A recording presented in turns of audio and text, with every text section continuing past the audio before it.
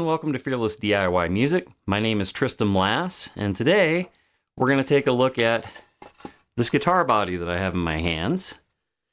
If any of you have watched the Project Guitar Disaster video, you know what I have here.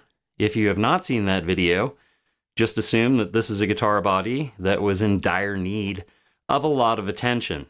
It is part of a build that I did that did not turn out as I liked. And what I have done is I've transformed it into what we see here. And this is a body that is rough sanded in. So what I kind of want to discuss is the process of how I got to this state of this guitar body. It began as a full-sized Explorer Frankenstein kind of body. It was gigantic. It had, over this Honduran mahogany, it had just polyurethane. On the back, it was black. You can see the wood grafting that had happened. And what I did was I took that Explorer and I lopped off a big chunk of it and rounded it out to get kind of this end piece here, the end of the guitar here, and to a more pleasing contour. The overall idea was to lighten the weight of the body and to get it prepared for a proper paint job. It did have humbuckers in it, and it's going to have mini buckers in it in its new iteration. But let's start at the start. So I began with the original body covered in paint and covered in polyurethane. I used a rubber sanding block and 60 grit sandpaper to remove all of the finish, front, sides, back, the whole thing. Prior to that, I did my just basic cuts where I just chopped off the rear triangle of the body, and I also moved these lines in a little bit. I came in, softened this angle a little bit, and I did the same thing on this angle. I softened it by kind of cutting in a little bit.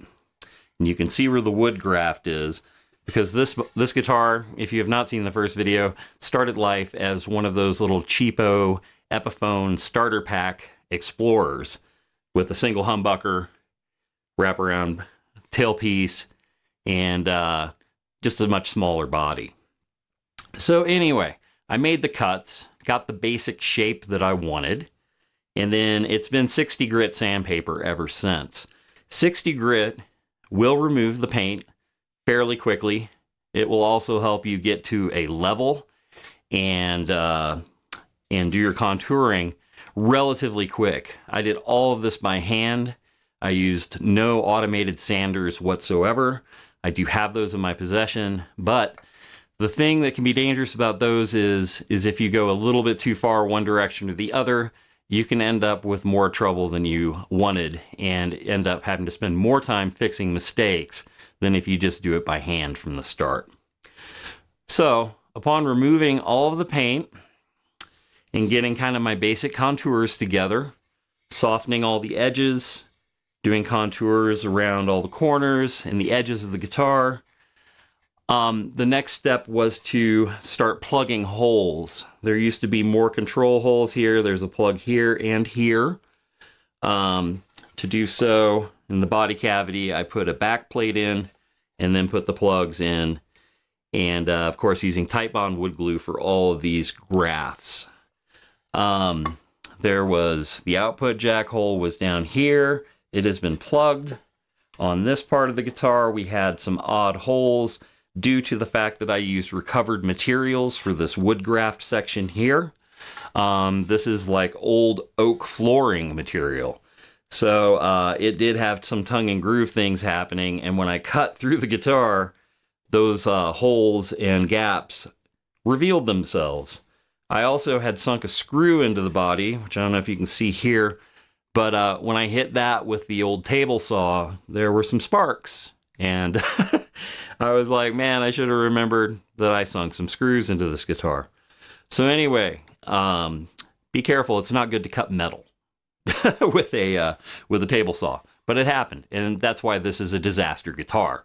And that's why we're trying to make it into something a little bit nicer. So anyway, I inserted material into the pickup cavities to make them mini humbucker sized. And then I grafted wood onto the top of those plugs. And I had to make sure that on my plugs I drilled holes so that there would be a place for the neck pickup routing for the neck pickup wire to go through. So I drilled holes into these two inserts, and then I put veneer over the top of the same wood to try to make it match as well as I can. As I'm going through and sanding this down, I want to try to get it to the point where once paint goes on, we won't be seeing any of these lines. And we're pretty close to being at that goal at the moment. Once we get down into the 100 grit sanding and things like that, those things should disappear.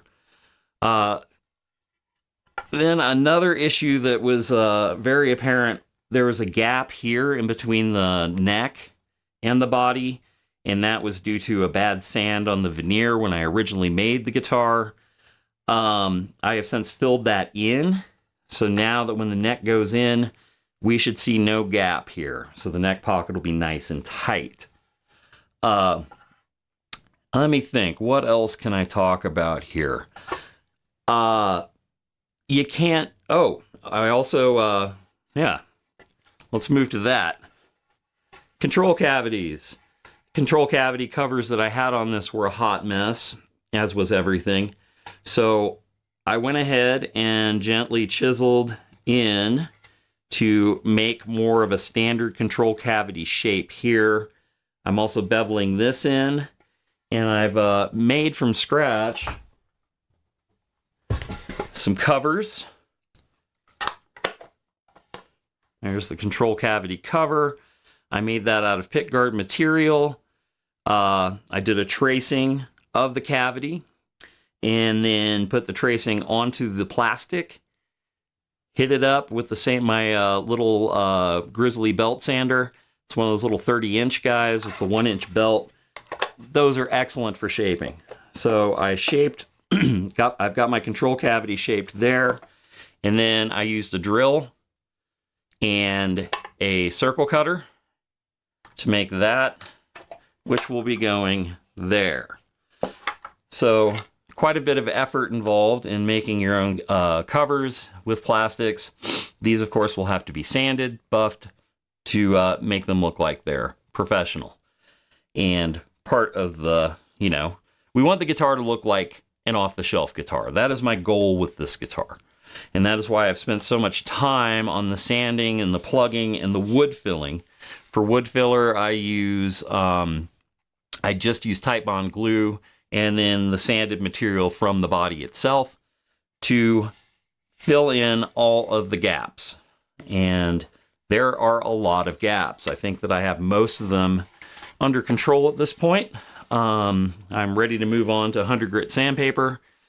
I'm ready to get these with their final shapes and get them buffed out.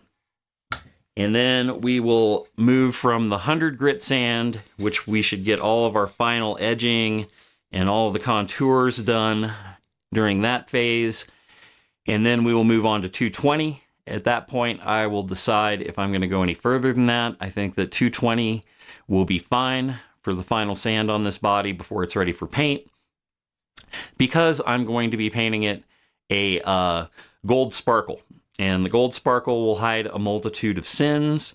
There shouldn't be hardly anything to hide, but when you're dealing with something that was as wonky as this was from the start, it's inevitable when I start spraying the paint that I'm going to see, like I can see it right here. I have a little bit of wood filler that needs to go into this seam here. I'm sure that something's going to pop up. And after a couple coats of the gold sparkle, hopefully with just the light sand over that color coat, that final color coat, we should have a pretty much pristine instrument ready for the clear coat process. So there's a lot involved in prepping a guitar to get it ready for paint, just normally. but especially with this project, since there were so many holes and so much material was removed and so much material needed to be filled in, it's quite a process. This has taken me I'm probably at about 16 hours in on this at this point. I have another at least 2 hours of 100 grit sanding to do, with filling coats going in between. As I sand, I'll determine, what still needs to be filled, continue the filling process and the sanding process until I feel comfortable going to the 220. Once I hit the 220, it's just going to go very fast. That's just to get scratches out and get it ready for that finish. So anyway, I hope that you enjoyed this video.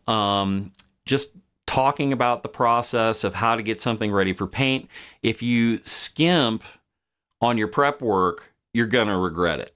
The paint is not going to hide everything. It's not going to hide much at all. You'd be shocked by how much a seam or, an indentation or anything like that in your wood it's not going to magically disappear with the paint. The paint's going to, it's actually, in some cases, the paint brings it out more. So take your time, put the hours in, do the sanding. It sucks. I mean, there's nothing I hate more than sitting and just sanding something for 3 hours straight. But that's what you have to do. So anyway, I'm looking forward to seeing how this turns out once we get color on it. I will not be shooting another video until the guitar is complete and we will look at the finished product. I'm excited to get there, probably a few weeks out, maybe a month before that's going to happen. So I hope you enjoyed this video. Please hit the subscribe button. I'm appreciating all the comments on the videos. Please leave comments, show pictures of guitars that you've refinished and that you're working on if you are in that process. Love to see finished product as well. Love the comments. All right, take care, and we'll see you next time with a complete guitar. All right. Have a good day.